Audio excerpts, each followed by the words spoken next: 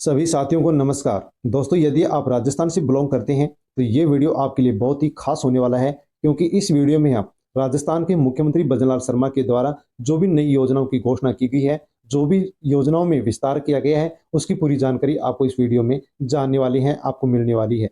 दोस्तों, खाद्य सुरक्षा योजना को लेकर के खाद्य मंत्री जो गोदरा है, उनके द्वारा एक बड़ी घोषणा कर दी गई है कि जिनको भी फ्री राशन नहीं मिलता है, उनका भी नाम अब खाद्य सुरक्षा योजना में जोड़ा जाएगा। 1 जनवरी से नए नाम जुड़ेंगे। इसके लिए कहा गया है कि ये डॉक्यूमेंट्स आप तैयार रखें।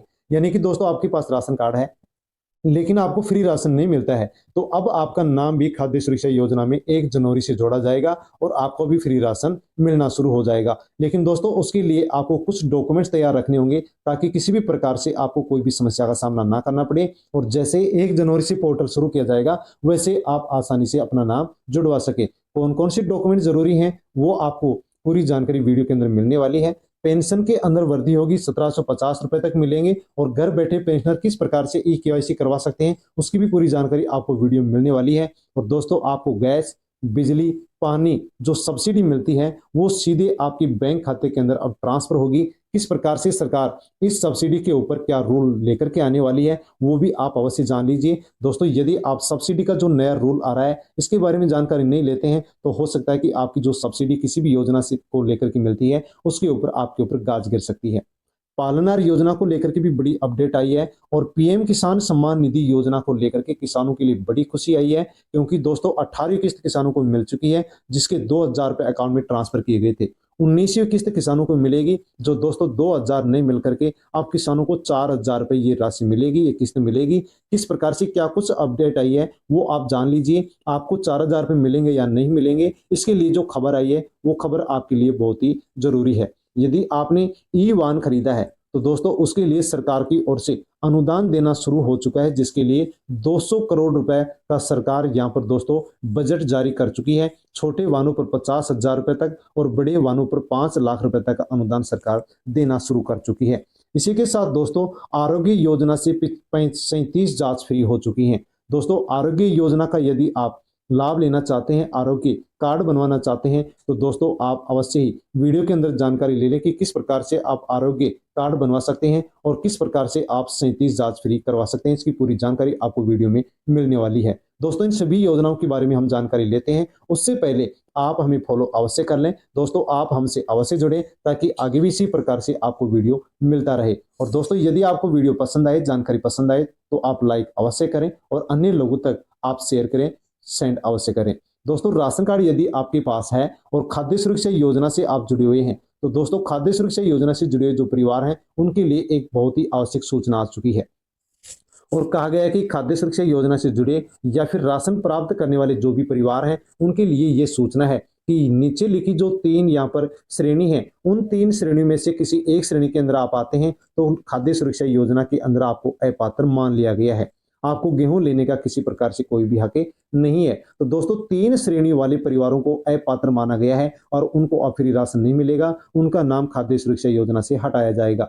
यदि आप आयकर दाता हैं, वार्षिक आय आपके परिवार की 1 लाख से अधिक है, आपके पास निजी 4 पहिया वाहन है, तो आपको अपात्र माना गया है। आपको अपना नाम खाद्य सुरक्षा योजना से हटवाना होगा। यदि आप नहीं हटवाते हैं, तो आपके ऊपर दंडात्मक कार्रवाई की जा सकती है। ऐसे निर्देश यहाँ पर दे दिए गए हैं। और दोस्तों, इसके लिए नाम हटवाने के लिए गिव अप अभियान भी शुरू कर दिया गया है। यदि आप अपात्र परिवार में आते हैं, अपात्र हैं, तो आप गिव अप अभियान के माध्यम से अपना नाम कटवा सकते हैं। नाम कटवाने के लिए आपको राशन डीलर के पास जाकर के फॉर्म लेना होगा, और उस फॉर्म को आपको गिव अप अभियान के अंदर जमा करवाना होगा, ताकि आपके ऊपर भविष्य में किसी प्रकार से कोई दंडात्मक कार्रवाई नहीं की जा सके। इसके लिए दोस्तों डेट भी निश्चित कर दी गई है कि अपात्र परिवार 31 जनवरी तक अपना नाम कटवा लें, वरना उनके ऊपर दंडात्मक कार्रवाई की जाएगी। और साथियों, आपको यदि फ्री राशन नहीं मिलता है, तो फ्री राशन नहीं मिलने वालों के लिए भी अच्छी खबर यहाँ पर आ चुकी है। दोस्तों, आपके पास राशन कार्ड है और खाद्य सुरक्षा योजना से आपका राशन कार्ड नहीं जुड़ा हुआ है, तो अब आपका नाम खाद्य सुरक्षा योजना में जुड़ने वाला है। दोस्तों, क्या कुछ जानकारी है, वो आप यहाँ पर जान लीजिए। खाद्य मंत्री श्री गोदारा ने कहा है कि अभियान का व्यापक प्रचार प्रसार करें। तो दोस्तों, गिव अप अभियान अपात्र परिवारों को हटाने के लिए शुरू सरकार करने जा रही है।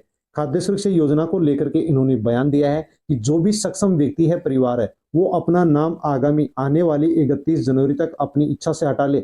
वरना उनके ऊपर दंडात्मक कार्रवाई की जाएगी। दोस्तों क्या कुछ खबर है वो आप जान लीजिए। तो यहाँ पर सुमित गोदारा है जो कि नागरिक आपूर्ति एवं उपभोक्ता मामले विभाग के मंत्री हैं। उन्होंने कहा है कि विभाग की ओर से गिव अप अभियान शुरू कर दिया गया है और इस अभियान के माध्यम से राष्ट्रीय खाद्य सुरक्षा योजना से जो भी जुड़े हुए सक्षम परिवार हैं वो आने वाली 31 जनवरी तक अपना नाम हटवा लें, वरना उनके ऊपर उनके खिलाफ कार्रवाई की जाएगी। और दोस्तों नए नाम कब जुड़ेंगे जो कि आप यहाँ पर अब देख सकते हैं। इनका नाम हटाने से खाद्य सुरक्षा सूची में पात्र लाभार्थियों को जोड़ा जा सकेगा। जैसे ही अपात्र परिवारों का नाम हटेगा वैसे ही पात्र परिवारों का नाम खाद्य सुरक्षा योजना में जोड़ा जाएगा। खाद्य सुरक्षा पोर्टल 1 जनवरी से शुरू होगा, यानी कि दोस्तों पात्र परिवारों का नाम जोड़ने के लिए विभाग खाद्य सुरक्षा योजना का जो पोर्टल है वो 1 जनवरी 2025 से शुरू करने जा रहा है।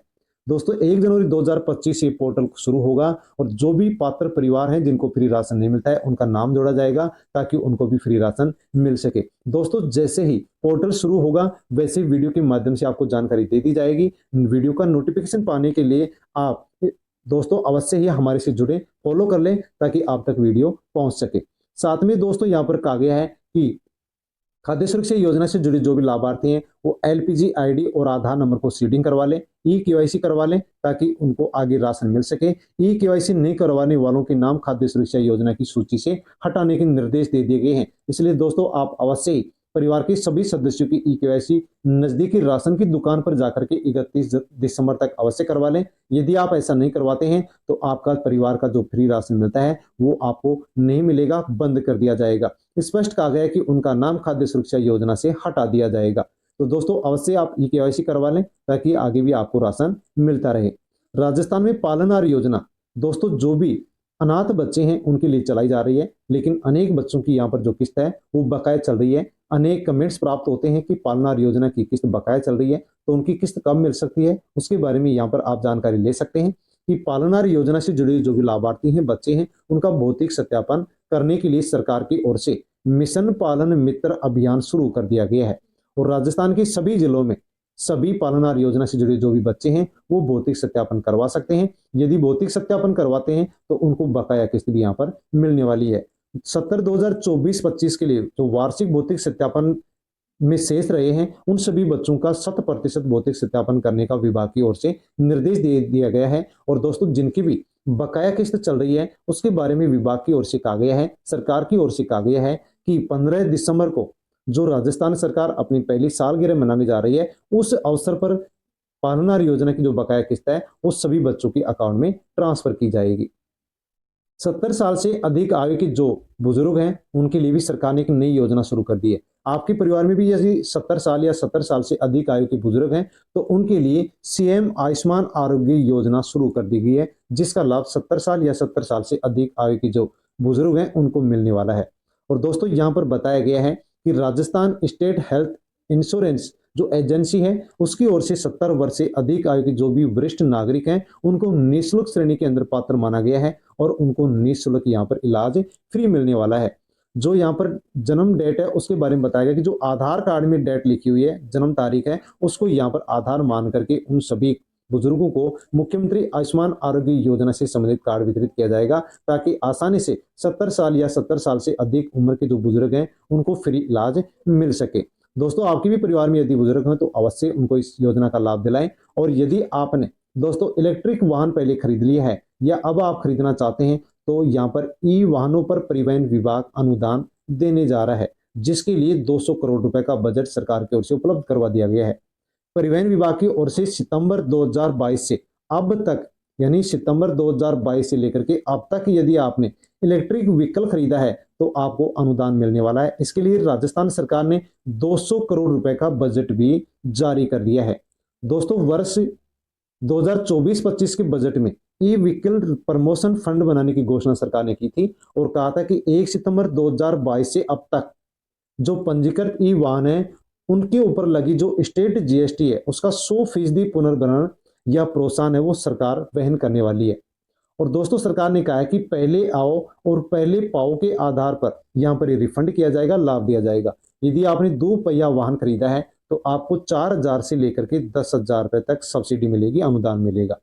ई रिक्शा यदि आपने या ई कार्ड खरीदा है तो 4,000 से लेकर के 20,000 तक आपको यहाँ पर अनुदान मिलेगा। यदि आपने 4 पहिया वाहन खरीदा है तो 3,000 से लेकर के 50,000 रुपए तक यहाँ अनुदान मिलेगा। और यदि आपने बड़ा व्हीकल यानी कि ई बस यानी बड़े व्हीकल आपने खरीदे हैं तो आपको 1 लाख से लेकर के 5 लाख रुपए तक का अनुदान आपको मिलने वाला है। दोस्तों यहाँ पर बजट उपलब्ध करवा दिया गया है और जैसे ही यहाँ पर अब रिफंड किया जाएगा यानी कि बैंक अकाउंट में ट्रांसफर ये राशि की जाएगी, वैसे ही दोस्तों वीडियो के माध्यम से आपको जानकारी दे दी जाएगी ताकि आसानी से आप इसको चेक कर सकें कि आपके अकाउंट के अंदर ये राशि डली है या नहीं डली है।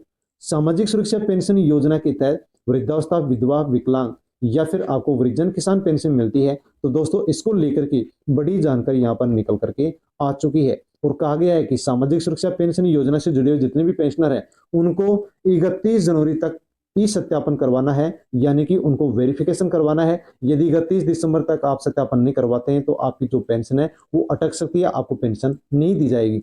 वैसे दोस्तों यदि देखा जाता है तो राजस्थान के अंदर अनेक ऐसे पेंशनर हैं जिनकी पेंशन 2 महीने से 3 महीने से पेंडिंग चल रही है क्योंकि सरकार बजट उपलब्ध नहीं करवा रही है, या फिर कुछ पेंशनर हैं जिनका सत्यापन नहीं हो पाया है, वेरिफिकेशन नहीं हो पाया है, इस कारण से भी उनको पेंशन नहीं मिल रही है। लेकिन स्पष्ट कहा गया है कि यहाँ पर 31 दिसंबर से पहले सत्यापन करवा ले ताकि पेंशन उनको मिल सके। लेकिन हमारे प्रदेश के जो बुजुर्ग हैं उनके सामने सबसे ज्यादा समस्या आ रही है कि हाथों की रेखा उनकी घिस चुकी है, पुतलियां धुंधली हो चुकी हैं। इस प्रकार से उनका वेरिफिकेशन नहीं होता है और उनकी पेंशन विभाग की ओर से नहीं डाली जाती है। तो दोस्तों यहाँ पर कहा गया है कि बायोमेट्रिक सत्यापन अवश्य करवा लें ताकि उनको पेंशन मिल सके।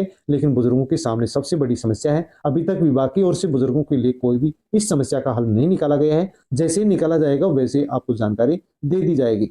इसके अलावा दोस्तों पेंशन विभाग की ओर से कहा गया है कि जो भी पेंशनर हैं वो घर बैठे अपना वार्षिक भौतिक सत्यापन अपने एंड्रॉइड मोबाइल से कर सकते हैं।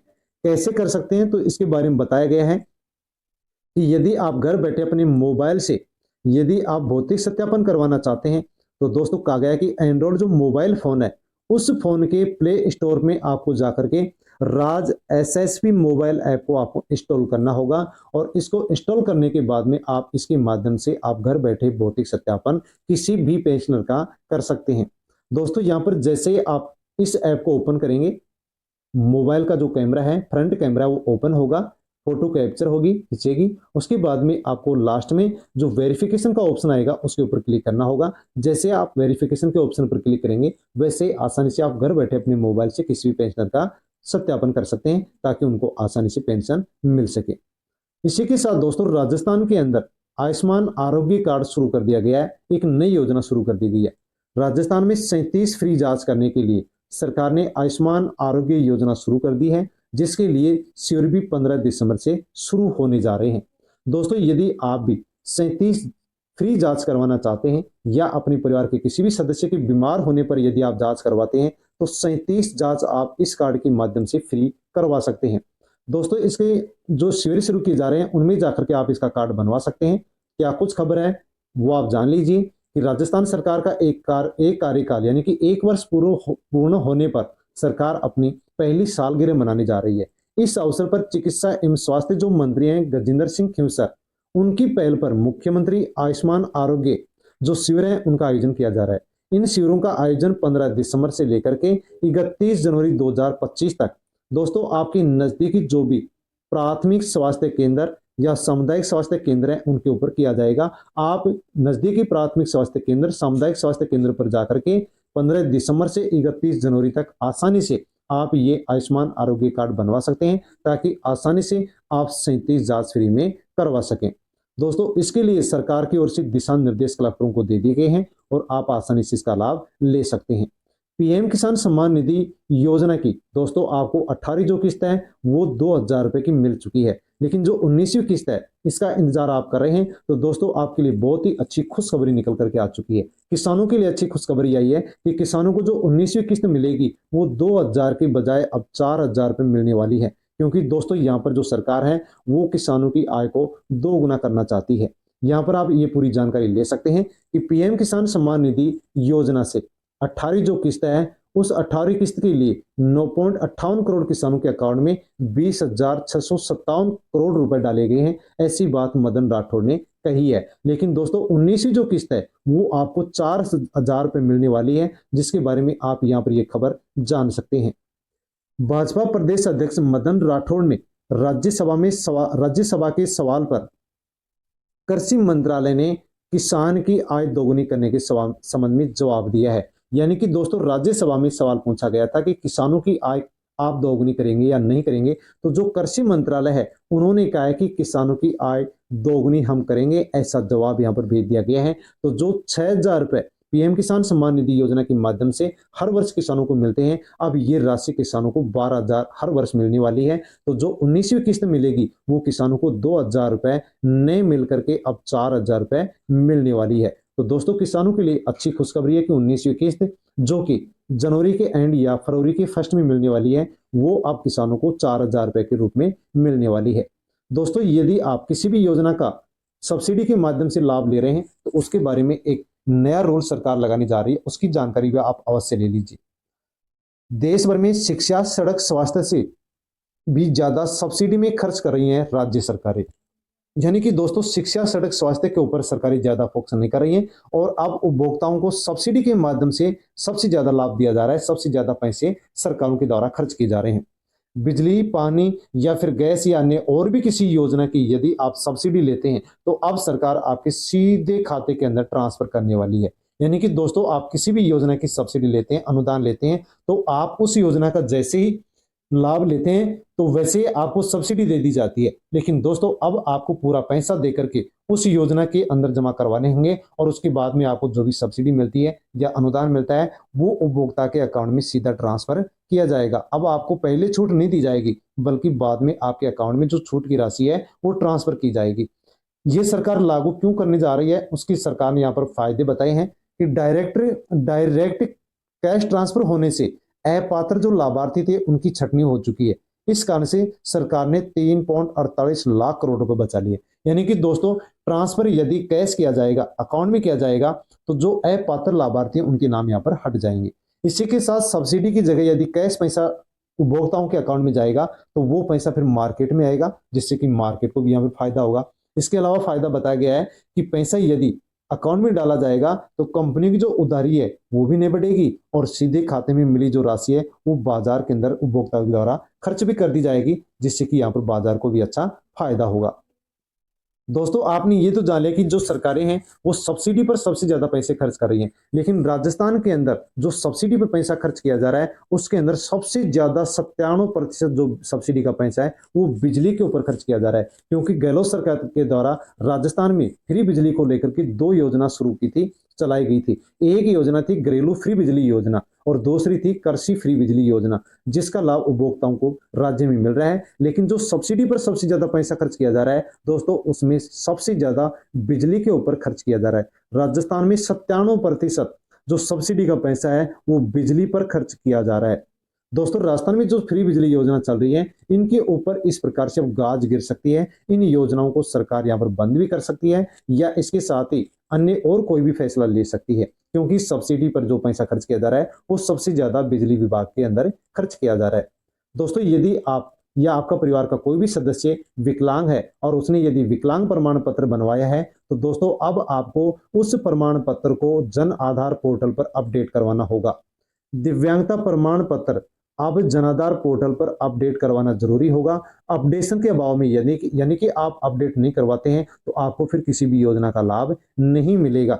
इसलिए दोस्तों आप अवश्य ही अपडेट करवा लें। स्वावलंबन पोर्टल से दिव्यांग प्रमाण पत्र जारी करवाने वालों को अब सरकारी योजनाओं से लाभान्वित तो होने के लिए, लाभ लेने के लिए प्रमाण पत्र को जन आधार पोर्टल पर अपडेट करवाना आवश्यक होगा। यदि आप बिना प्रमाण पत्र अपडेट आप यदि अपने प्रमाण पत्र को अपडेट नहीं करवाते हैं तो योजना का लाभ मिलना अब आपके लिए मुश्किल हो सकता है।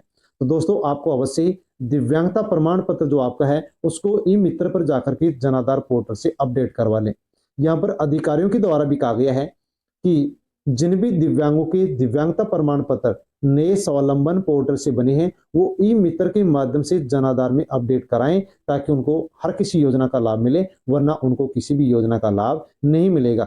दोस्तों स्पष्ट रूप से कहा गया कि जो भी दिव्यांगजन सामाजिक सुरक्षा पेंशन योजना का लाभ ले रहा है या अन्य योजनाओं का लाभ ले रहा है उनको अवश्य अपना दिव्यांगता प्रमाण पत्र जन आधार के पोर्टल पर अपडेट करवाना है। यदि आप अपडेट नहीं करवाते हैं तो आपको किसी भी योजना का लाभ नहीं मिलने वाला है। दोस्तों ये सब योजनाएं थी जिनके बारे में इस वीडियो में हमने जानकारी ली है। यदि आगे भी इसी प्रकार से आप जानकारी लेना चाहते हैं तो दोस्तों आप हमें अवश्य फॉलो करें, आप हमारे से अवश्य जुड़ें, ताकि आगे भी इसी प्रकार की जानकारी आपको सबसे पहले यहाँ से मिलती रहे। जय हिंद।